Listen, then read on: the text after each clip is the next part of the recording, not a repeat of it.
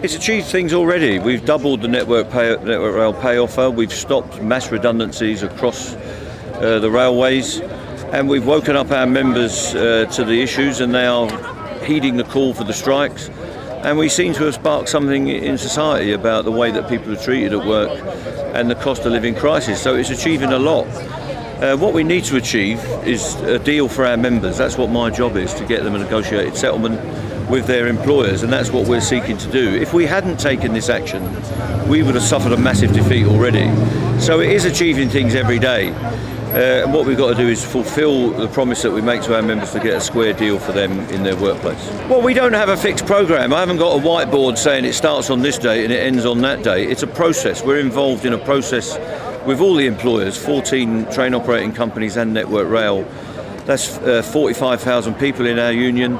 And of course, we've got London Underground strikes tomorrow. That's another 11,000 people in our union. So we've got a tough job, because the government is dictating £4 billion worth of funding cuts on the railway.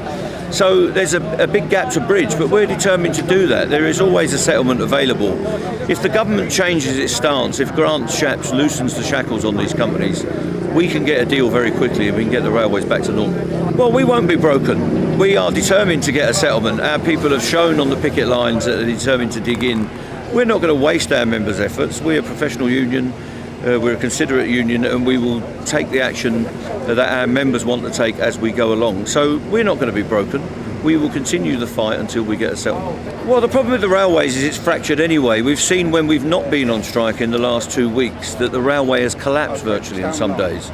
We had people locked in the station the other night who couldn't even get home, with trains 2 and 3 hours late because of problems. So there are severe problems on the railways that are nothing to do with these strikes. The railway's got to change. We believe it should come up back into public ownership, so we could run a railway on behalf of the people, on behalf of the economy and on behalf of the environment. If we do that, we could get a proper railway with a square deal for the passengers, a square deal for the taxpayers and a square deal for the workers on the system. Well, Grant Shapps is getting more and more hysterical. I try to keep a calm temperament in everything that I say. I'm not angry about this. I'm determined to get a deal. Grant Shapps seems fairly desperate. What I think you're seeing is a man who's worried about his future.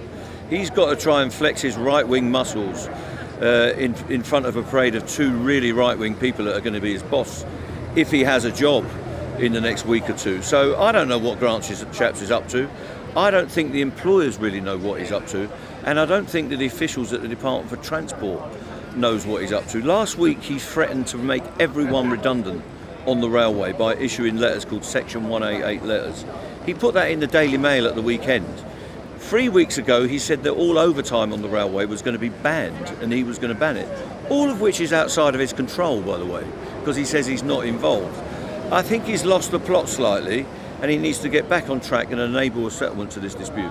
Well, Sadiq Khan's got some massive problems because he's been put under the cosh by a right-wing government and by the people at the Treasury. They're holding him to ransom.